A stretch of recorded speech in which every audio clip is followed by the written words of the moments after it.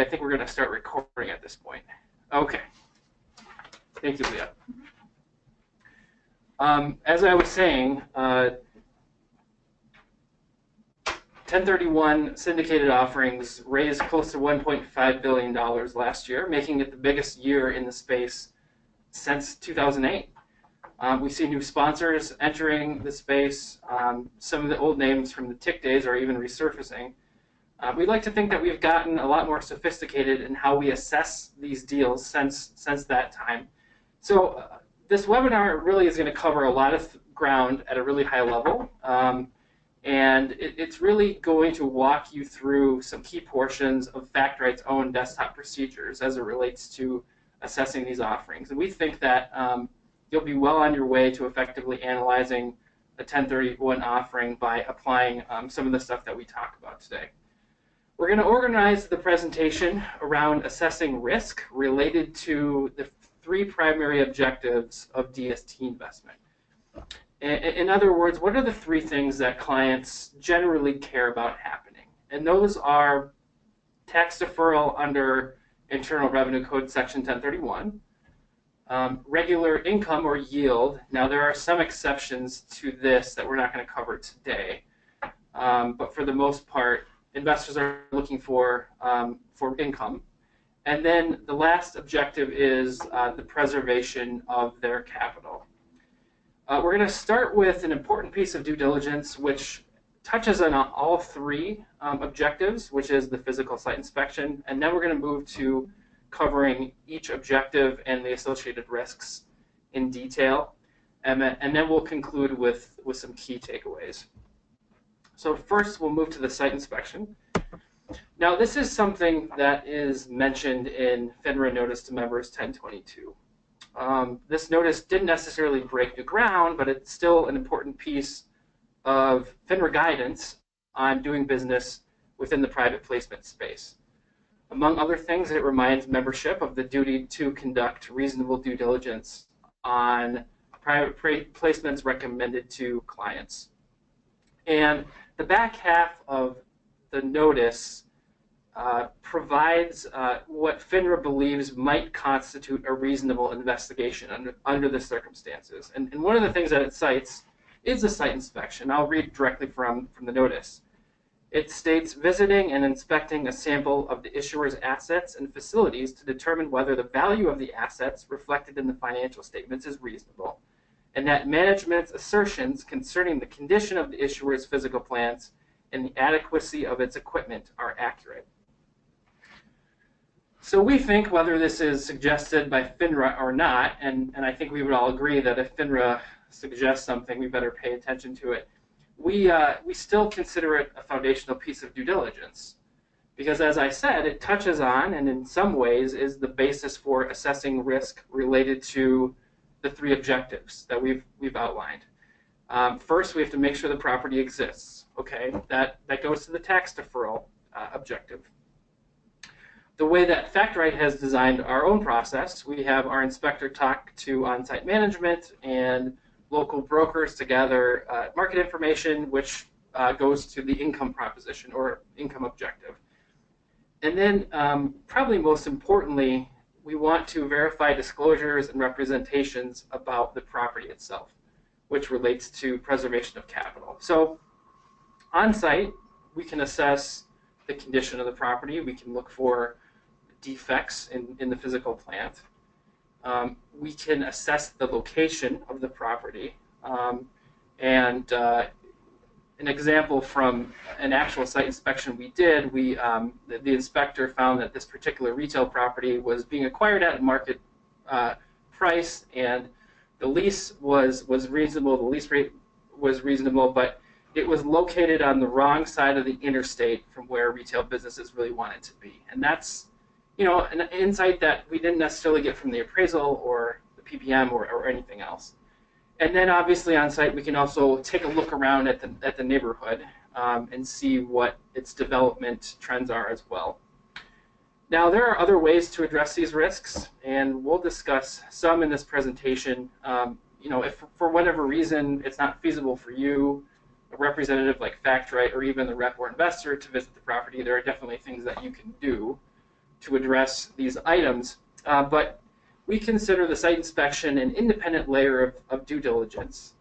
It strengthens the due diligence file because it doesn't come from a sponsor, a lender, or an affiliate. On this slide, we have a couple pictures from actual fact-right site inspections, and you can see the Walgreens picture there with the crack sign.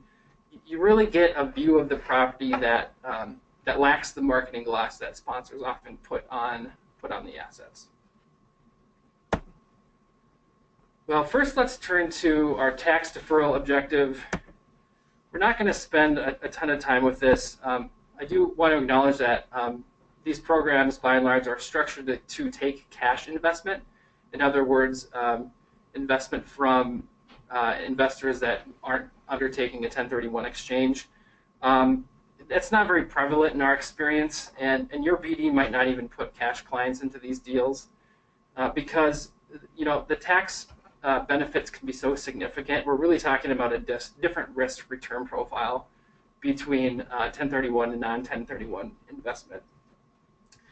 Speaking of 1031, the code section imposes very technical requirements. Time frames are strictly construed. The IRS does not make any extensions. In this context, at least, it's really outside the scope of our presentation to discuss this. And there are definitely better resources available out there that we can connect you with after this presentation if you want to go deeper into that. Something that we've seen lately is execution risk. Now this happens where either the property has not been acquired yet, or perhaps the sponsor or the trust has acquired the property but haven't closed on the loan yet, and then therefore can't close investors into the trust until they do. This typically won't affect the identification phase of a 1031 exchange, but it could theoretically affect a 180-day closing timeline. We're not aware of any deals that haven't gone through, but it's still something to be aware of. And then the last item on this slide, or this topic that I'll discuss, is loan to value. If you're maximizing the tax deferral for your clients, obviously you have to be careful to replace the value of the debt that is being relinquished either through new debt or cash. Otherwise, you have taxable boot. So LTV is important for debt replacement purposes, as I'm sure many of you are already intimately aware. So you have to make sure that the LTV is commensurate with the asset type. For instance, single-tenant retail properties, at least those that are leased to creditworthy tenants, tend to be, although are not always, more highly leveraged than multifamily. Next, we'll move on to risks related to the income objective. And the first thing you have to ask yourself is the property type and is the lease suitable for the DST structure? I'm sure many of you are aware of the 7 deadly sins. These are 7 types of actions that the trustee cannot take on behalf of the trust or relative to the property. And again, these are better covered elsewhere, but I'll mention 3 for our purposes here. One is that the trustee cannot enter into new leases for the property.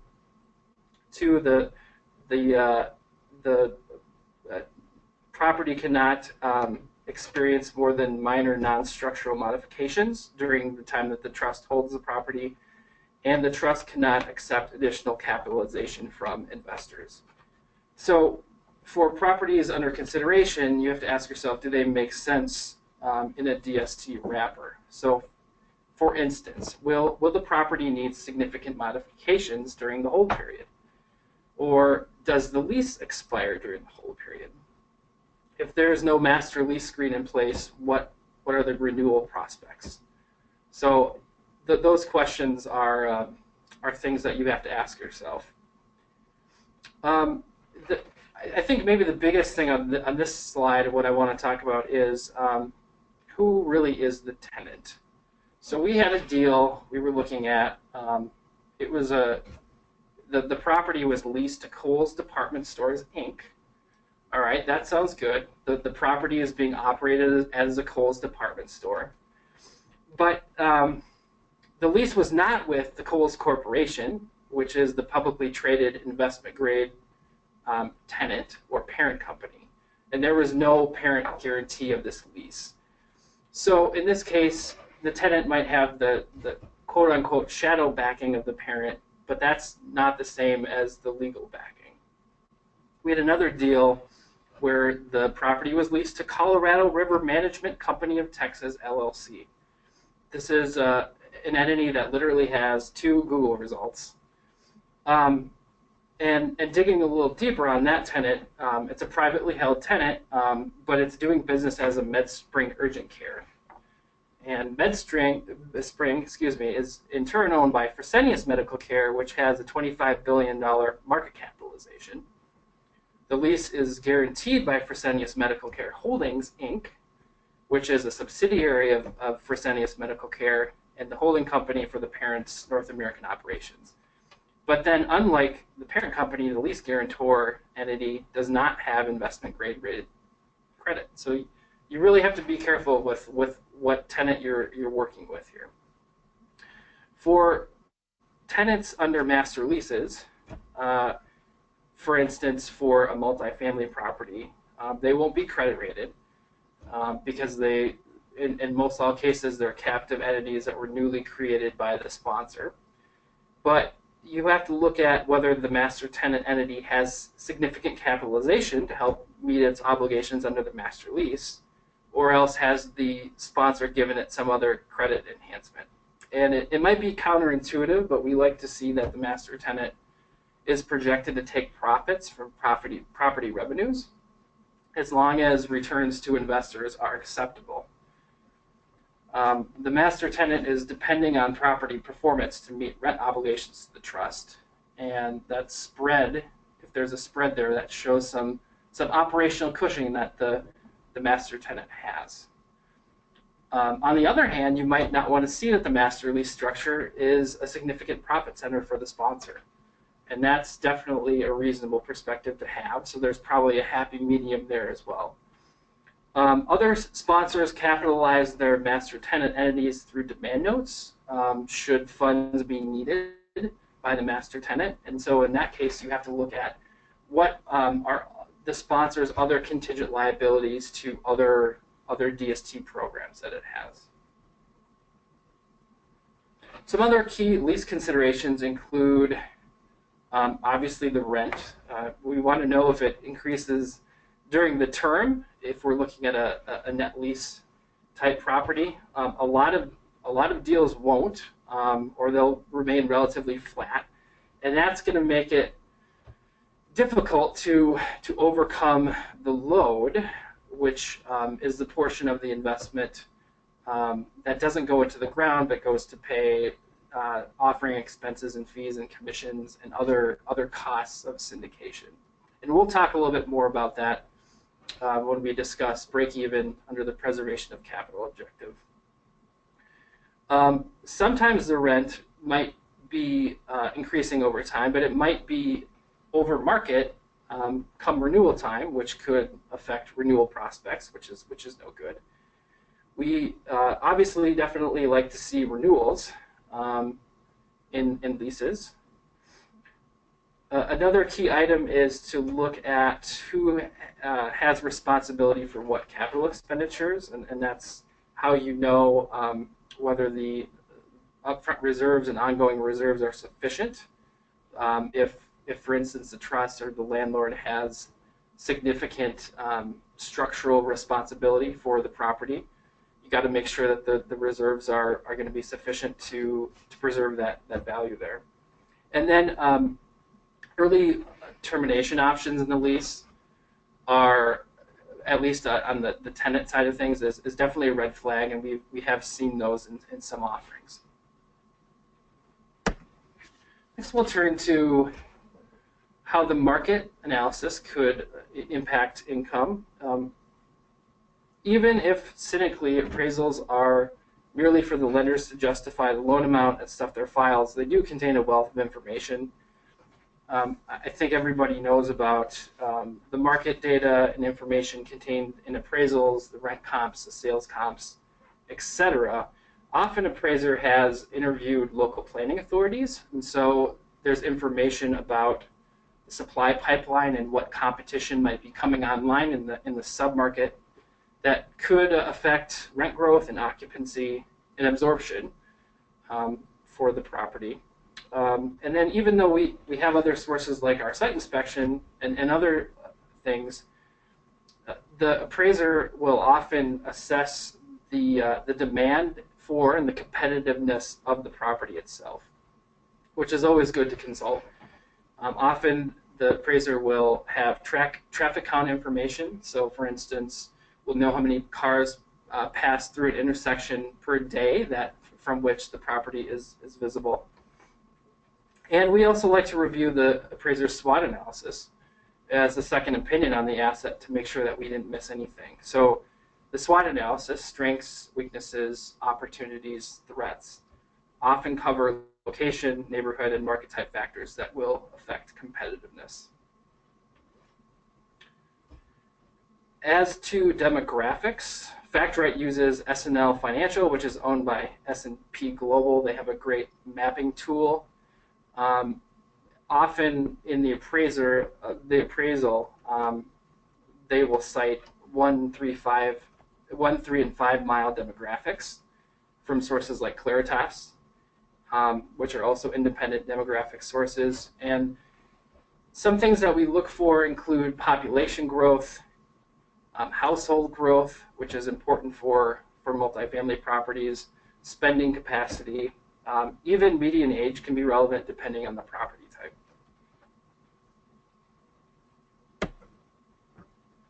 Next, we'll move on to the sponsor's cash flow projections.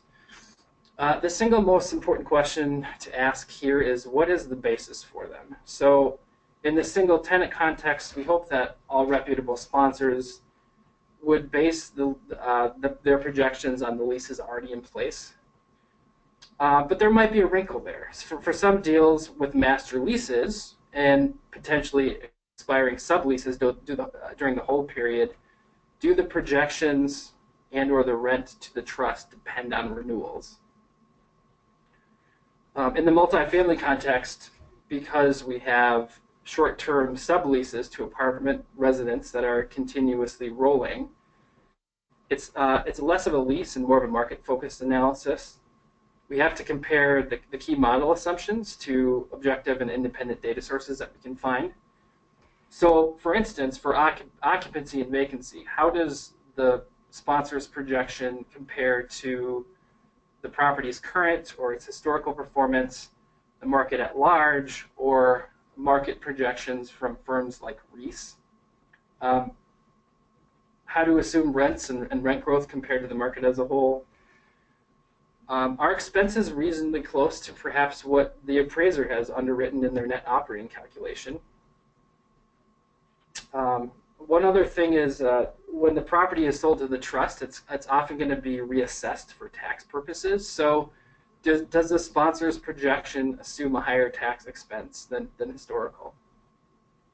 And then also as a sanity check, we have to look at the reasonableness of NOI growth over the hold period, because obviously NOI is something that drives value creation. And then once we assess these key assumptions, we're in a good position to stress test them. And in the net lease context, our sensitivity analysis is primarily binary. In other words, either the tenant is going to fulfill its obligations under the lease or it will default. But there are often things that you can do to create different scenarios. For instance, you might blow out a tenant in a certain year, determine whether capital reserve balances at that point can cover tenant improvements and leasing commissions, and then assume a certain replacement lease rate. For portfolio deals, you could play with increased vacancy. Say one of the 5 tenants defaults and a replacement can't be found. But one thing to remember in some of these scenarios, it's really hard to model the eventual results of a loan default, which could be triggered if one of these things were to occur. So in that sense, it's a hypothetical type analysis. In the multifamily context, we can get a little bit more creative with stress testing because there are more variables to play with. And like I said earlier, we like to see positive spreads for the master lease in stress scenarios. Because if a master tenant owes more to the trust than what the property organically supports, it will put the master tenant under financial stress and lead to a heightened risk of default. Here it's helpful to remember that many lease structures index some component of rent due to the trust to property revenues, which does allow for some elasticity. And while the returns are reduced to investors, that outcome is a lot better than the default under the loan because of a master lease default. And at the end of the day, it's helpful to remember that in almost all cases, the sponsor's projections will turn out to be wrong in some respect. All we can do at this point in time is to assess the assumptions for reasonableness. Next, we'll briefly address fees.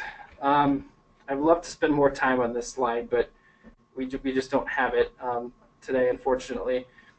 So although there is a customary fees profile for DST properties, somewhat dependent on property type, they really can vary.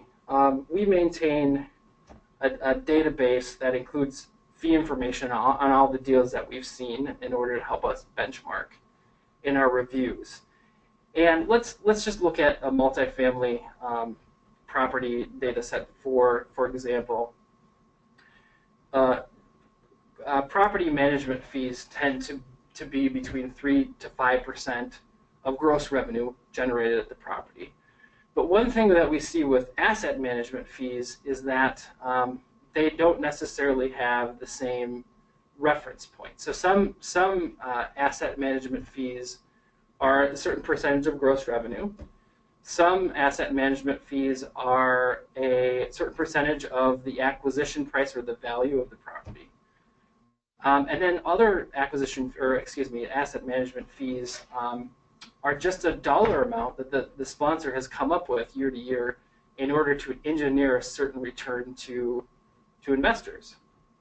So what we had to do is kind of compare apples to apples, and so we indexed all those fees to the acquisition price and found that they vary wildly, anywhere from no asset management fee on top of the property management fee to an asset management fee that is equal to 1.37% of the acquisition price annually. And I would also like to spend a little bit more time on front-end load and back-end fees, but we just don't have the time today. But those fees will affect break-even prospects, which we will turn to now as we get into the preservation of capital objective. Now we're going to do some math here today. Your 8th grade algebra teacher would be proud. Here are a system of equations that relate to break-even prospects for a 1031 program. Now it's a fundamental formula of commercial real estate that the sales price equals the net operating income divided by the cap rate, or expressed another way, that the cap rate equals net operating income divided by the sales price. And what's left over for investors at the end of the day, or the net sales proceeds, is the sales price of the property less the loan principal that needs to be paid back to the lender, less the selling cost to third parties, less any disposition fees to the sponsor. So if our objective is to recover 100% of the investor's equity, we need net sales proceeds to be greater than or equal to the equity invested. So if we know the projected NOI for the terminal year, which we do in the sponsor's pro forma cash flow projections, if we can figure out what the ending loan balance will be at the end of the whole period, which we can do through amortization schedules, if we can estimate the anticipated cost of sale, we can figure out the price at which the property must be sold to make investors whole and the break-even cap rate. And we'll want to compare the break-even cap rate both to current and historical cap rates to determine whether we think that the break-even cap rate will be reasonably attainable. So let's just go through an example briefly. If we have a property that was purchased through a DST syndication, let's say the total syndication price was $27 million. We have $15 million of that being investor equity. We have $12 million in loan principal. And let's say this is an interest-only loan, so we have to pay back that entire principal amount at sale. We can estimate that the selling cost would be around 2%.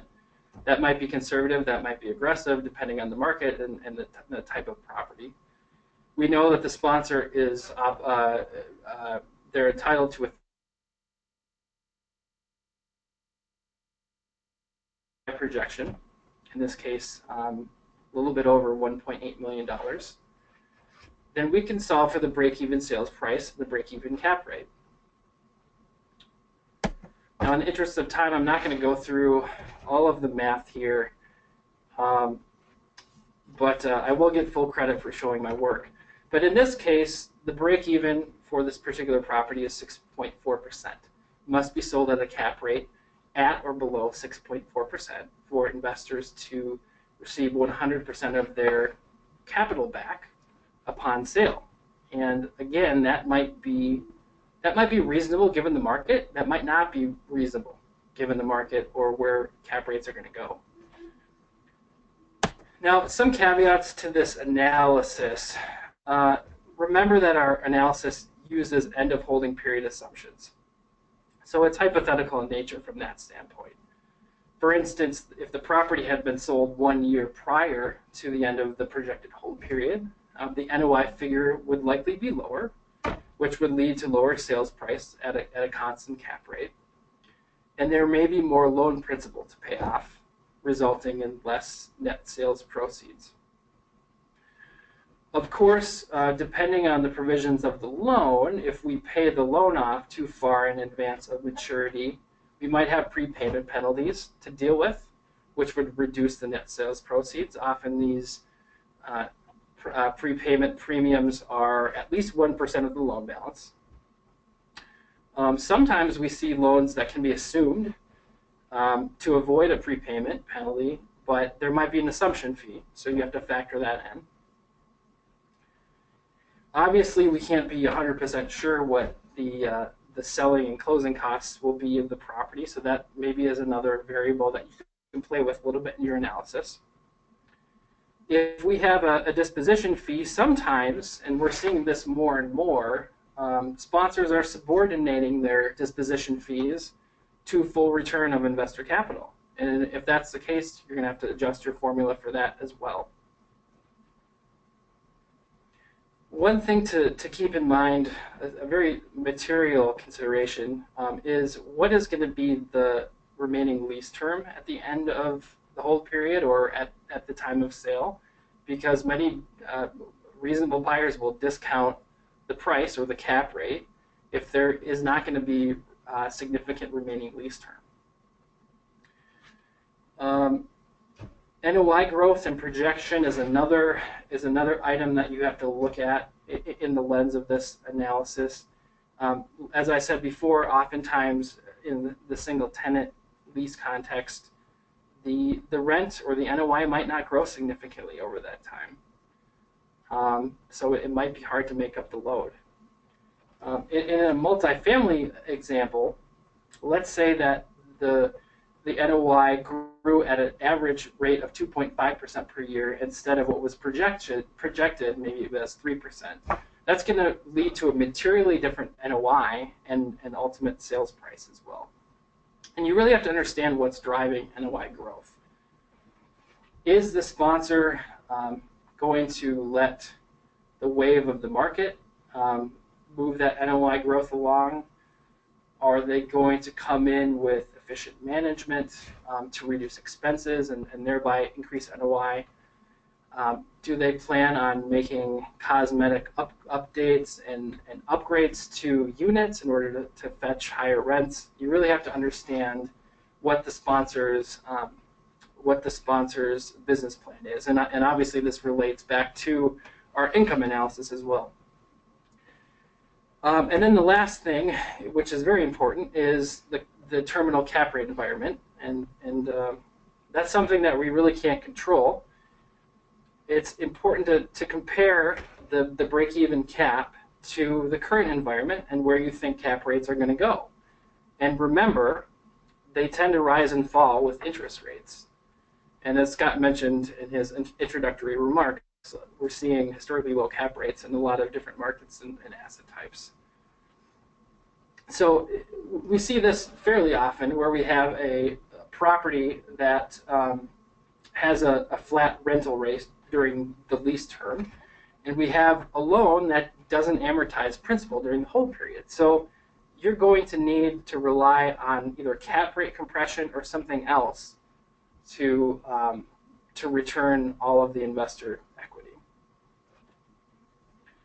To sum up, it's very hard to look into the crystal ball, and really the standard to hold yourself to is, are break-even prospects reasonable?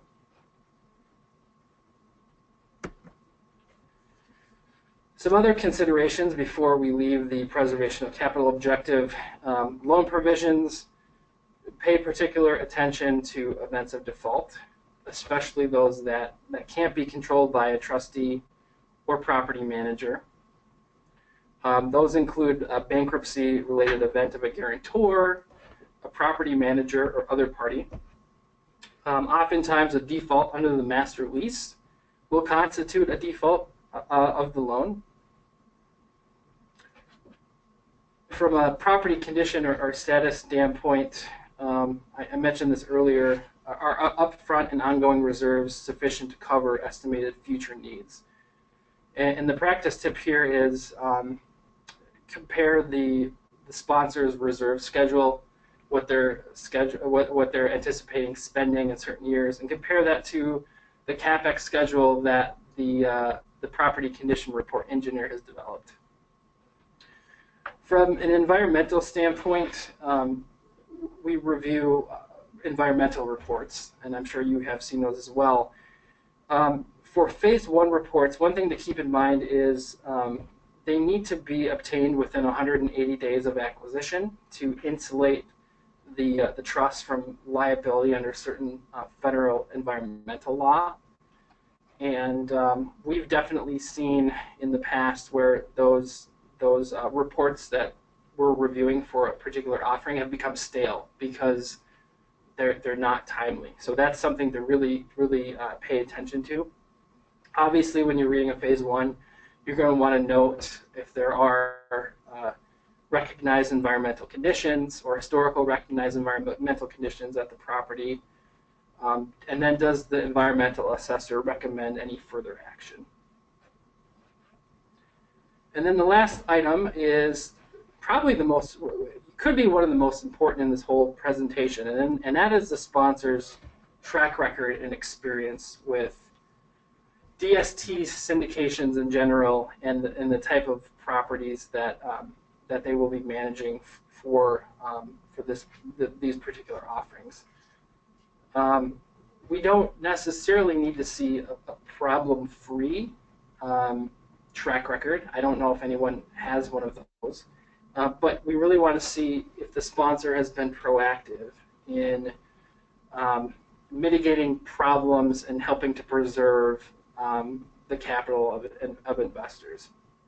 And I'll refer to FactRight sponsor reports. We have those available on multiple 1031 sponsors, where we discuss prior performance and experience, among other items.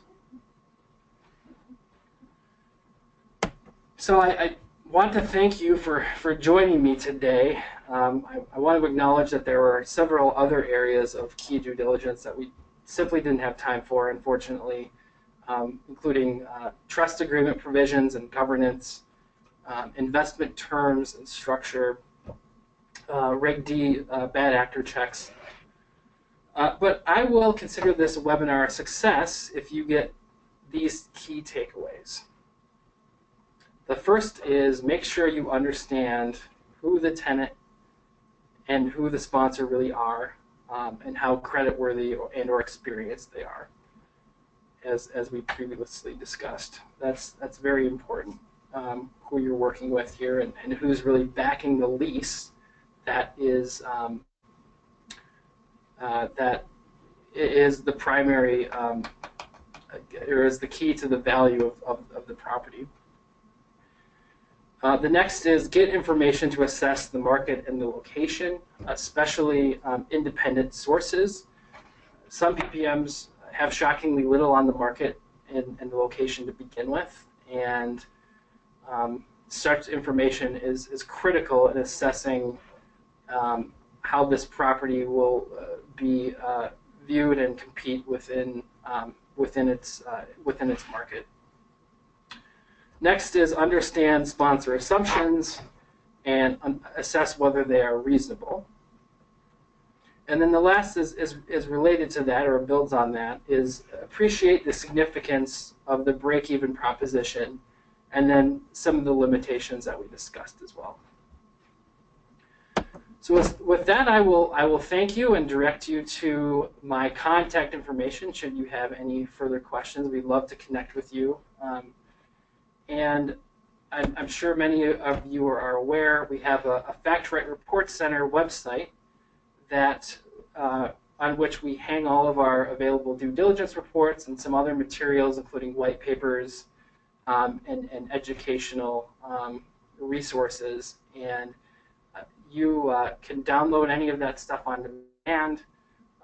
We always love to connect with you again, so if you have any questions or feedback after this presentation, we'd love to hear from you. But with that, I will bid you adieu, and thank you for your time.